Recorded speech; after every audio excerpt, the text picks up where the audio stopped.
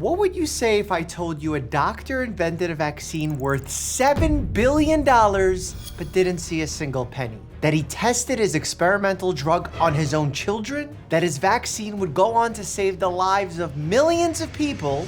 But that it would also lay the foundation of skepticism towards the government that would last for well over 70 years? Well, that doctor is real. His name is Dr. Jonas Salk, and this is his unbelievable story. Jonas Salk was born in 1914 in New York City to his Russian Jewish immigrant parents. He was a brilliant student, which shouldn't come as a surprise, because you know that Russian Jewish immigrant doctors in New York City always get the job done. He breezed through school ahead of schedule before getting into the highly competitive City College of New York at just 15 years old, and eventually NYU School of Medicine. It was here Jonas came face to face with actual patients and came to realize he didn't like treating them. He didn't want to treat a single patient. In contrast, he wanted to treat millions. After completing his residency, Jonas was faced with a dilemma. The year was 1941 and America had entered World War II. As a medical professional, he was given a choice between enlisting in the war effort or staying home to pursue a scientific task. He thought, why not both? So he worked alongside Dr. Thomas Francis at the University of Michigan, where they developed a successful vaccine for the flu, saving countless lives of soldiers fighting on the frigid front line. After success with one virus, he quickly set his sights on a new one, polio. Poliomyelitis, or polio for short, can be absolutely brutal. You see, most people who contract polio won't have any physical symptoms, but not everyone is that lucky.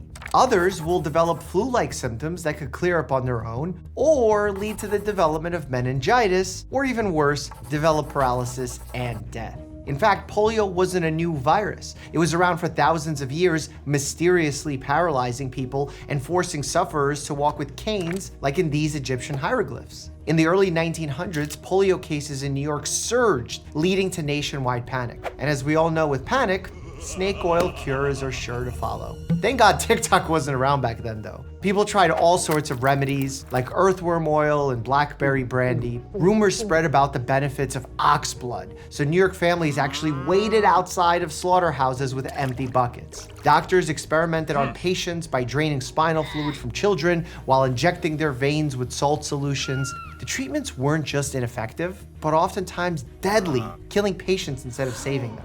Polio could strike anyone at any time, and in the 1920s, it struck the wrong man. Future American President Franklin Delano Roosevelt, who soon found himself confined to a wheelchair. Polio cases soared by over 700% between 1938 and 1943. Something had to be done. Research and development for a cure, or at least a vaccine, was just desperately needed. But with the nation climbing out of the depths of a depression and a second world war on the way, who was gonna foot that bill? Well, FDR answered the call and launched the March of Dimes, a national drive for people to send in their pocket change to aid in polio research. Movie stars like Eddie Cantor promoted it far and wide, as did American sweetheart Shirley Temple. The thought was everyone in America, no matter how rich or how poor, could spare a dime, and boy did they. What resulted was basically the greatest Kickstarter campaign in history. Men, women, and especially children furiously donated their pocket change. In just the first 3 days of the campaign, 200,000 letters and 2.6 million dimes were received by the White House. The campaign was such a success, America put FDR's face on the dime itself. With millions in the government's pockets, FDR now had one question: where and how should he spend the money? Like a Hollywood agent looking to sign the next big movie star, the government started asking, who's the next big name in virology? It didn't take long for Jonas Salk's name to emerge as a leading candidate to head polio research, and so the funding came. Jonas was granted millions to build state-of-the-art facilities, purchase cutting-edge equipment, and recruit a team of virologists unlike any the world had ever seen. Jonas Salk became the Nick Fury of medicine, assembling his own team of Avengers aimed at one thing: making polio, the Thanos of diseases, disappear. Jonas and his team got to work devoting every waking hour and resource available for years to the task. But Jonas wasn't alone. Funding had also gone to a scientist named Dr. Albert Sabin, who'd built out his own team and department committed to ending polio. Sort of like the Justice League to Salk's Avengers. The two doctors, however, had different approaches. Dr. Sabin was attempting to create a vaccine using a live sample of polio, meaning a patient would ingest a living but weakened form of the virus in the hopes the body would be able to beat the weak virus and build up immunity, similar to treatments that we've used for other diseases like smallpox. Jonas was skeptical. By ingesting a live version of polio, yes, your body could develop immunity, but also you run the risk of the virus getting stronger and killing you, especially if you're immunocompromised. To Jonas, it seemed like too great of a risk. Instead, he wanted to develop a killed or inactivated vaccine, which was much less likely to infect you because, well, it was already dead. Salk and Sabin's teams worked neck and neck in the wake of World War II, but they were running out of time. In 1943, there were 10,000 cases of polio in the US. By 1952, there were 59,000. According to a national poll, polio was the second biggest fear for Americans behind only the atomic bomb. But Jonas wasn't afraid. He was determined. He logged long nights, fumed over failed tests, cried for more funding, actually put the government into debt, but eventually Jonas made progress. Finally, Salk had a version of his vaccine he felt confident in, and to prove its efficacy, he eventually decided to test it on the things he cared about most: his own wife and children. One night after coming home from work, Jonas lined his wife and 3 young sons up in the kitchen. They stood there and watched him sterilize needles over the flame of the stove. One by one, Jonas injected his family with his own polio vaccine, which is an incredible risk to take with your own flesh and blood. But luckily, it worked. Yes. What followed became the largest medical test in history at the time, where 1.8 million polio pioneers tested the vaccine, guided by Jonas and his former mentor, Dr. Thomas Francis. Together, they pored over the data and eventually decided it wasn't perfect, but they had a relatively safe and effective vaccine. A press conference was called for at the Vaccine Evaluation Center at the University of Michigan in Ann Arbor, and typically scientists announcing test results are done in dull, sterile rooms with little fanfare, but not this time. Salk was quoted as saying, "I actually thought I'd go to that meeting, hear the report, read a paper of my own, talk to a few newsmen, and return to my lab the next day." Instead, Jonas found himself surrounded by the largest announcement in the history of medicine. It was April 1955, exactly 10 years after the death of FDR. By this point, over 100 million Americans had contributed to the March of Dimes. Nearly 2 million children had been polio pioneers. The nation was captivated by the story of the vaccine. 500 people, including newspaper and television reporters, crammed into the salmon-colored auditorium. Cameras lined the walls. Around the country, 54,000 doctors sat in movie theaters watching the broadcast on closed-circuit television. Department stores turned on loudspeakers to play the radio broadcast as crowds gathered in the streets across the world. They shared a long but clear message: Salk's vaccine works. The nation erupted with joy. Church bells rang through the streets, factories held moment of silence for those lost to the disease, and places of worship held celebratory group prayers. The vaccine soon hit the market, and parents rushed to get it for their children. Minutes before singing on the Ed Sullivan Show, Elvis Presley actually received the vaccine backstage to incentivize young people. And it worked immediately. From 1957 to 1961, the number of polio cases in the US fell from 58,000 to only 161. When you look at those numbers, the rollout was an enormous success, but it came with a side effect: fame. With such an immediate decline in polio cases and a newfound peace of mind, Americans demanded someone to thank. And the name Dr. Jonas Salk soon swept across the country. Jonas found himself on the cover of magazines. He was recognized while out to dinner with his family. He sat across the table from the most powerful newsmakers in television, like Edward R. Murrow, who said, "Young man, a great tragedy has befallen you. You've lost your anonymity." For Jonas, this was in many ways tragic. He never set out to be a celebrity. He wanted to work in his lab, cure disease, and save lives. His high profile weighed on him.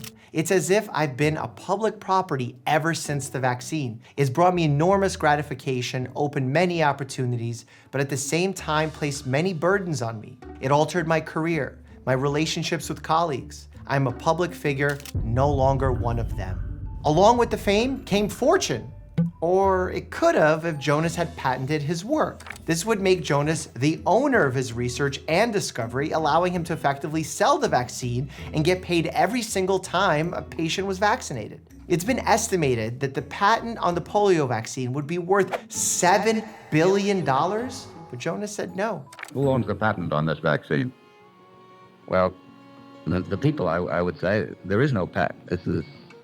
Could you patent the sun? Surely, a humble statement from a brilliant man.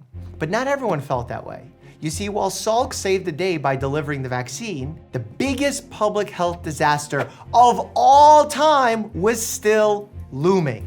Once Salk's vaccine was proven safe and effective, the nation went into high gear producing as much as possible. 5 pharmaceutical companies were given the green light to manufacture the vaccine, including Cutter Pharmaceuticals in California. Unlike the others, Cutter was inexperienced with this specific level of vaccine production and failed to properly kill the polio virus within the shot, accidentally sending out a live vaccine instead of an inactivated one.